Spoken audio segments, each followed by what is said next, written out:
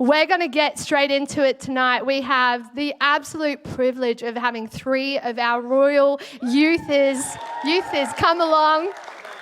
They're going to give the word tonight. So we have Reese Harris, we have Julius Wenston, and we have Jess Denning. So tonight, I want you to get rowdy. I want to hear you saying amen. I want to hear you yelling because these guys have got a powerful word. So let's welcome Jess Denning to the stage.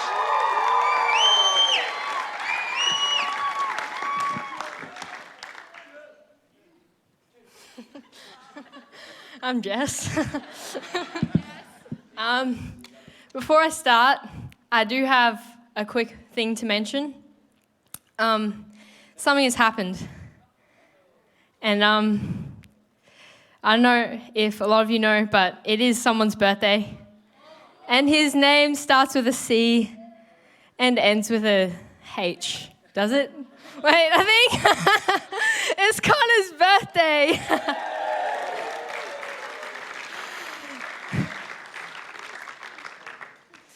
Anyways, I'm going to start now. So we just got back from camp, and I just want to share a quick story, and I'm not too sure if it actually relates with my message. It's a good lead-in, but I just want to say what happened.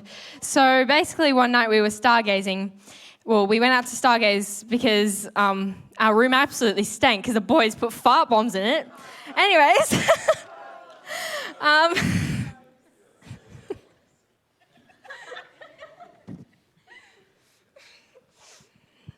we went out, we walk out, we lie down and we look up and the sky is just covered with clouds. Like, we cannot see any stars. Maybe there's a few poking their heads out, but like, other than that, we can't see anything. And one of us decided to start praying, and it was a really quick and casual prayer. And we said, Lord, can we please have the sky cleared so we can see the stars? And as you can probably guess what happened, not even a minute later, we all look up and the clouds are moving and the sky is cleared and we could see the stars, and there was so many. And Pastor Andrew, like he said this morning, just a simple prayer from normal people. It happens. And, as the sky was clearing, I just thought, it's an open heaven.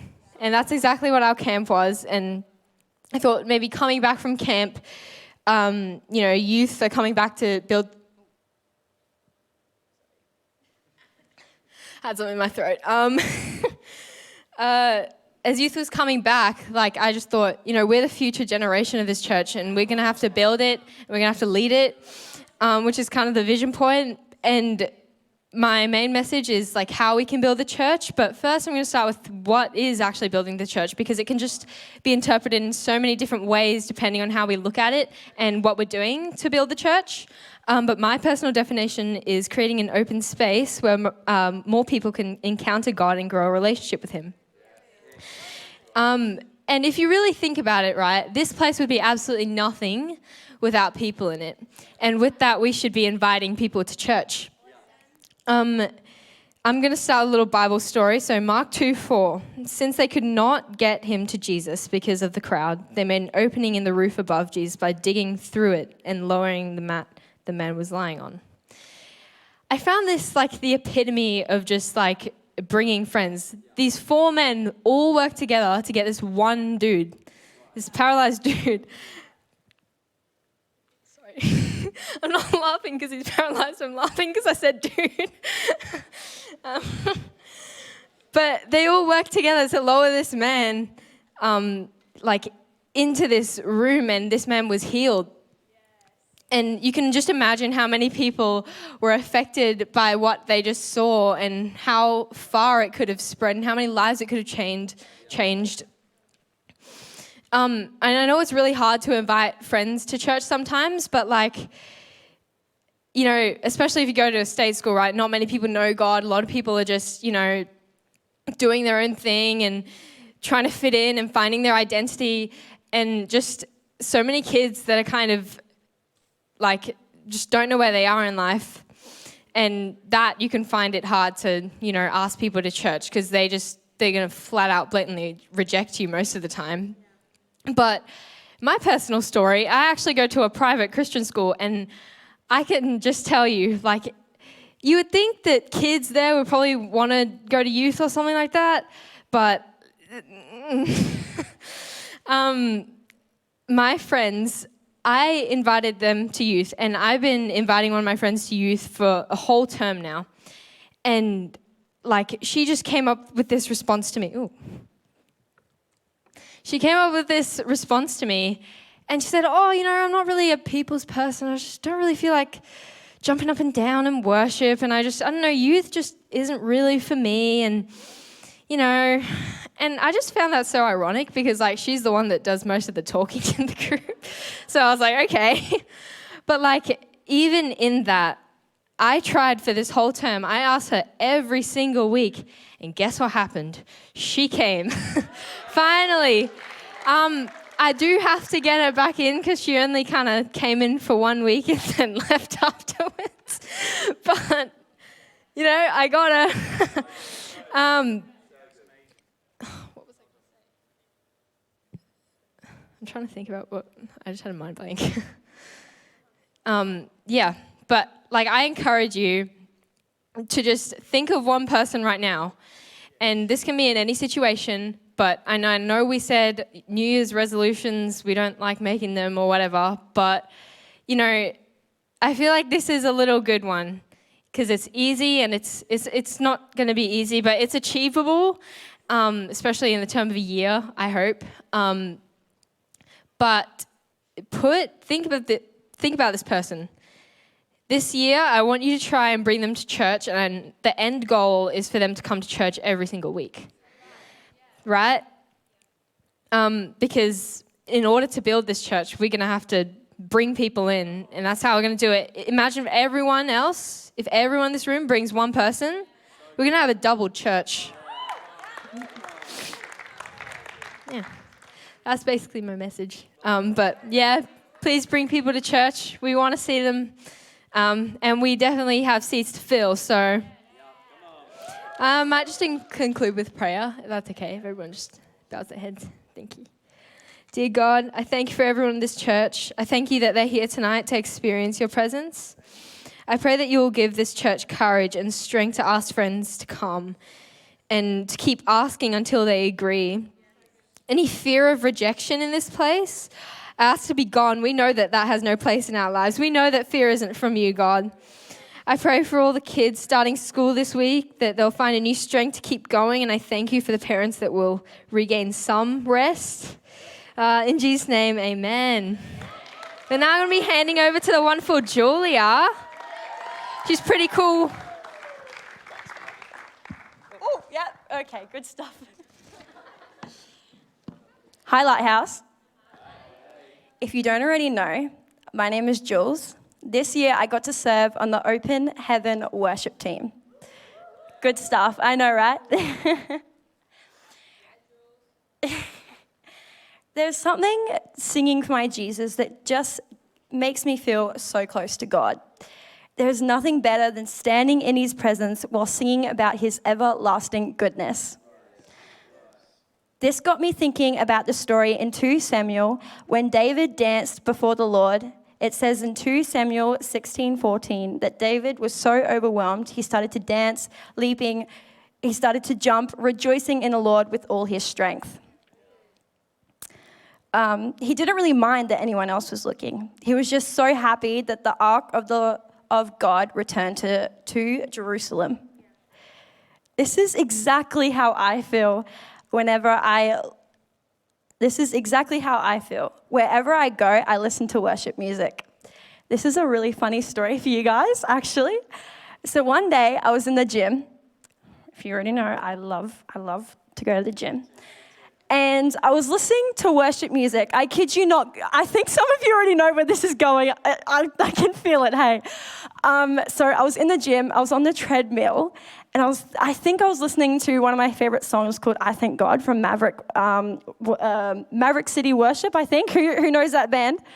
Yeah, they're so good, aren't they?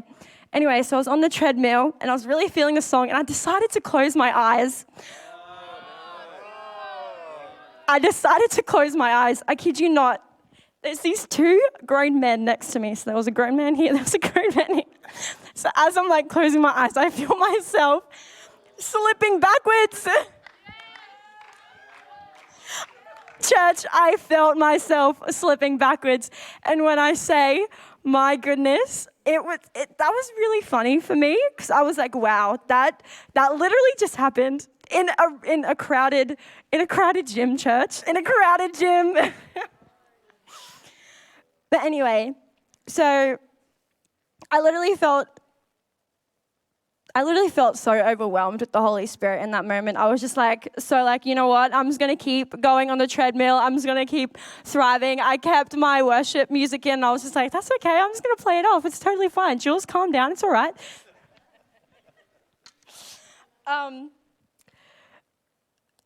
So I literally got wiped off my feet. Literally. I just wanted to add that in. Just envision little me getting wiped off my feet. So when I'm singing on stage, I literally feel so happy. All I want to do is dance, jump, and leap, and rejoice with all my strength, just like David. Before I finish up Lighthouse, I just want to share a little bit about how I found my Jesus and how he found me in the lowest point of my life. In grade 10, I suffered with severe depression and not great thoughts such as, I don't want to be here. And one day, I was sitting in my drama class, not doing the assessment that my drama teacher just gave me. I was talking to one of my friends who did know Jesus, and I just felt this overwhelming feeling that I need Jesus, right? That he is and still will be forevermore the missing piece in my life. I felt I need Jesus. Everyone needs Jesus.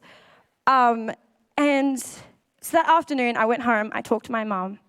My mom isn't Christian and neither is my dad, but my grandparents are the most godly-fearing people that I know, and they are amazing. So I went to them and I said, guys, I want to get into a church. I want to go deeper within my faith. And they were like, okay, yeah, let's do it. Let's find a church. And then I was like, how do I get hold of a Bible? And they're like, do you want to hop in the car right now and we'll go find one for you? Guys, my heart was so full. I was like, yes, let's do it. So that afternoon, we went and found a Bible. And I still use it to this day. So, friends, when I came to Jesus, I said, Lord, I can't do this without you. I need you. He took my heart. This is my 15-year-old heart. She's a little crumpled. She's ripped. She's a little damaged.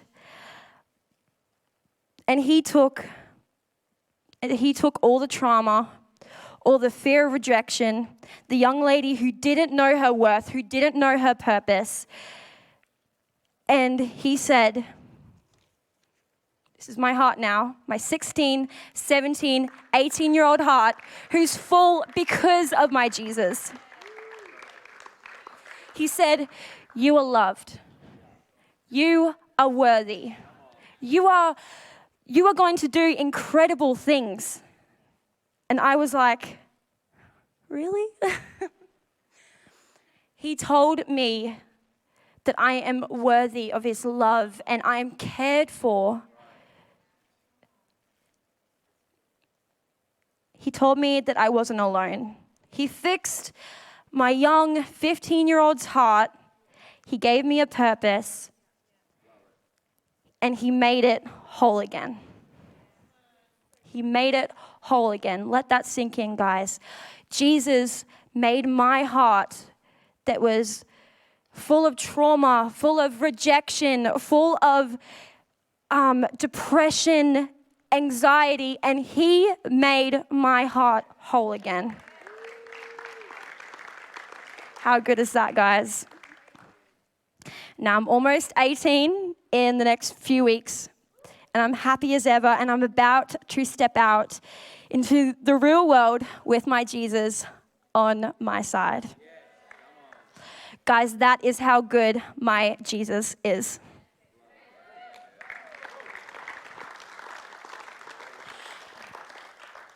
All right, now we have Reese coming up. I want you to give him a warm welcome. Come up, Reese. Thank you. Well, I don't know how I'm going to top off that, to be honest. That was crazy. Can we give her another hand, please? Hey, church. For those who don't know me, I'm Reese. I'm a part of Royal Youth. As you heard before, we just got back from youth camp, which was amazing, apart from the fact that my cabin got trashed and whipped cream within the first 2 hours of being there. That's besides the point. We titled the camp Open Heaven with the vision and expectation that God would come down and dwell in that place and speak to all of us, which he undoubtedly did. Now, how God speaks to us is extremely important to understand, and that's what my message is going to be on tonight. I'm going to start off with a quick Bible verse from Isaiah chapter 30, verse 21.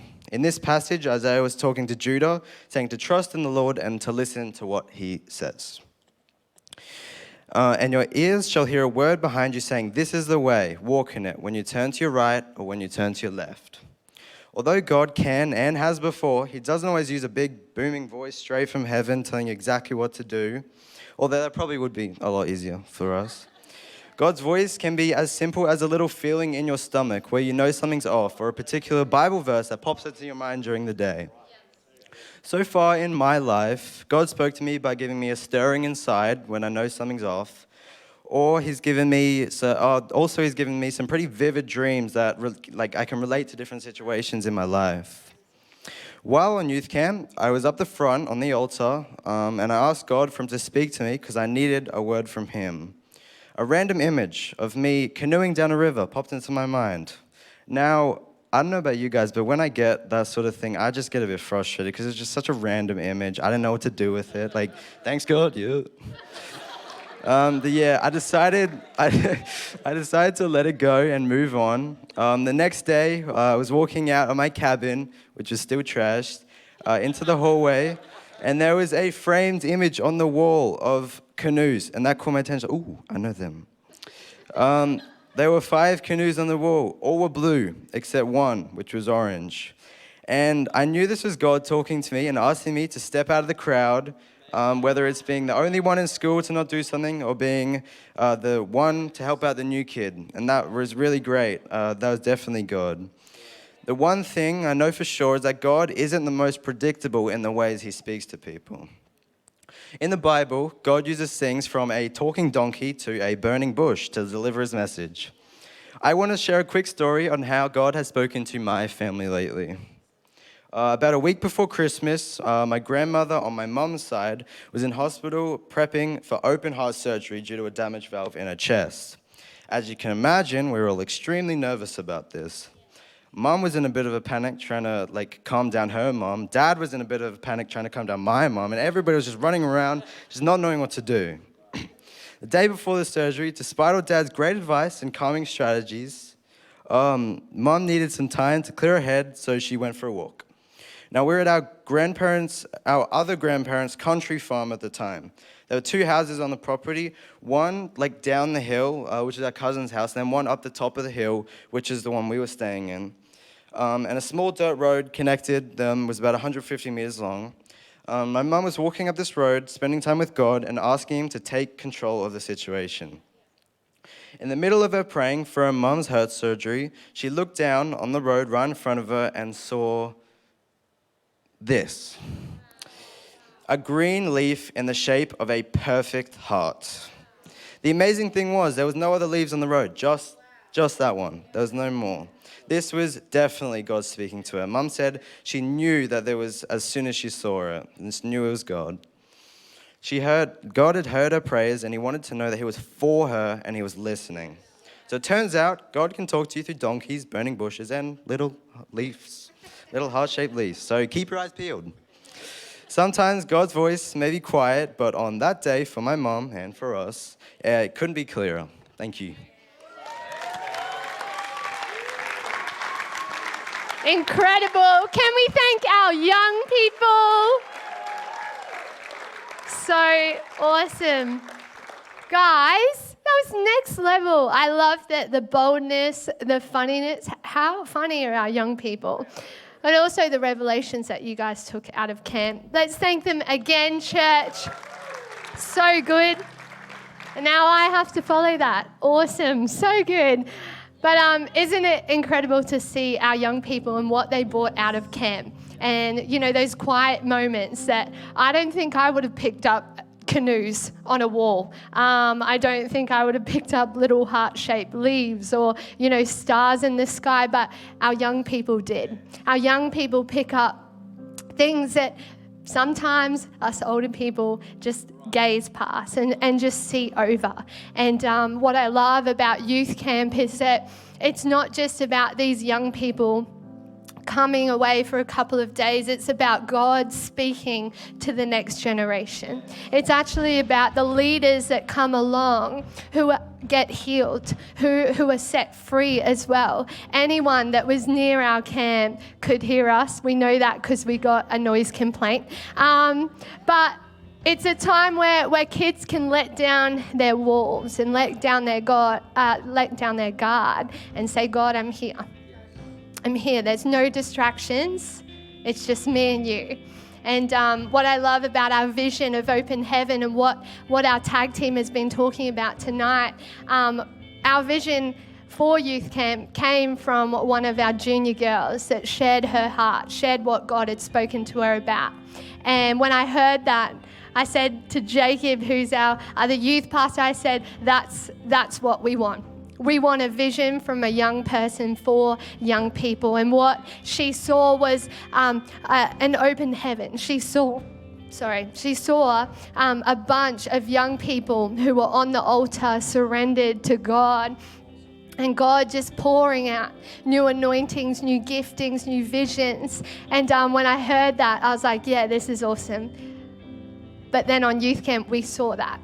We saw an altar of kids who kneeled before God. We saw healings in physical bodies. We saw anxiety and depression lift off in a second. We saw relationships restored. We saw incredible things happen, and that was only in 3 days.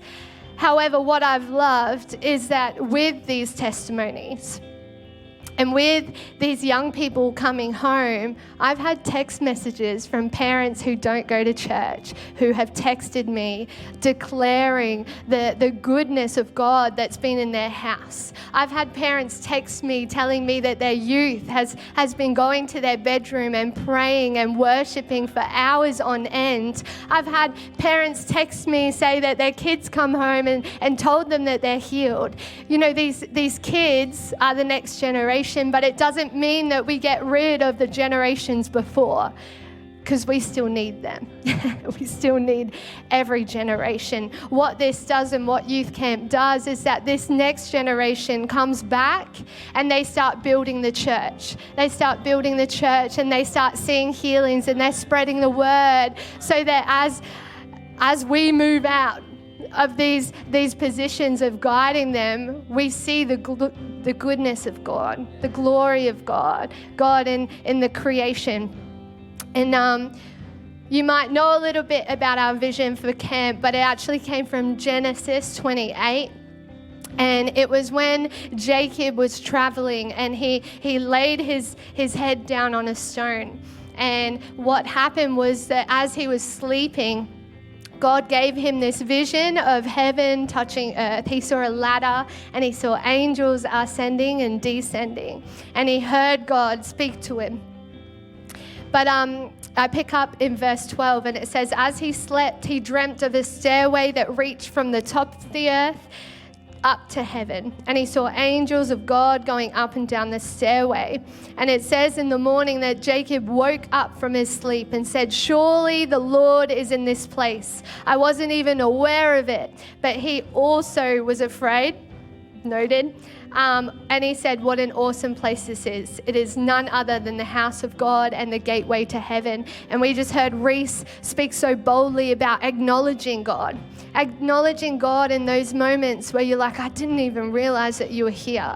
In the midst of my darkness, I didn't even realize that you were here, God. And it picks up in verse 18, and it says, the next morning, Jacob got up very early. He took up the stone that he had rested his head against and set it upright as a memorial pillar. Then he poured olive oil all over it. He named the place Bethel, which means house of God.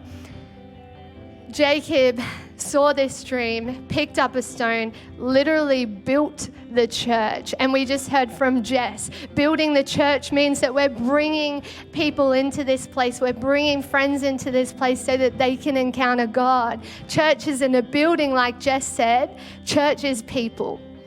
And I love what you said. If we were all to bring one person to encounter God's goodness, imagine this place. Imagine this place.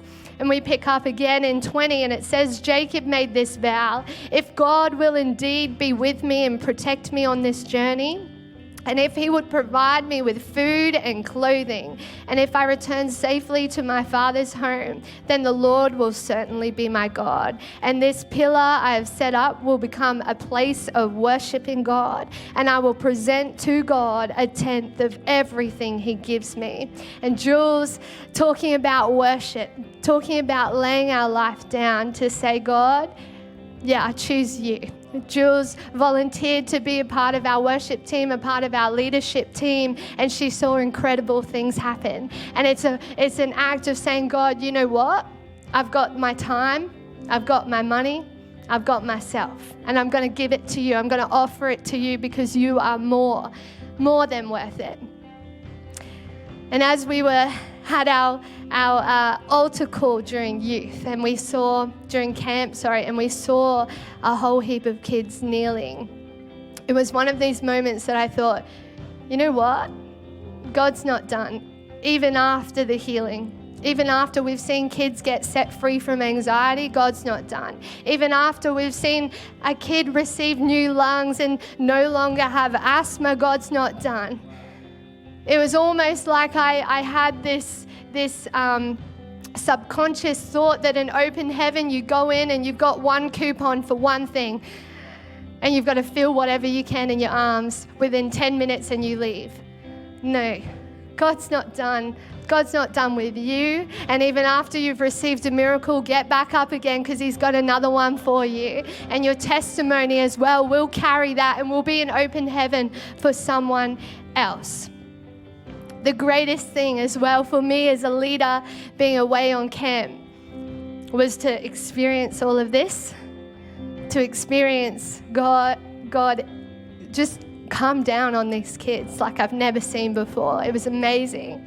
But what I received was actually a whole heap of text messages and calls and encouragements from people that didn't even have youth kids in our youth camp from our church. So people just from our church that knew that we were away. Hey, Renee, I had this vision. As I was praying for youth camp, I saw this, and it was all bang on. And I thought, you know what? We just haven't taken the kids off site randomly for an hour by ourselves. No, we've got a whole church here during the week, not just on Sunday, praying with us and standing with us. And I received those text messages. I was like, we're unbreakable. We're unbreakable. We've taken these kids to encounter God, and we've got the whole church behind us, backing us. And what an incredible picture of God's house and the love of a father is that you don't just go by yourself. You go with a whole team. You go with a whole team that backs you. You go with a God who is for you, who has never left you or forsaken you.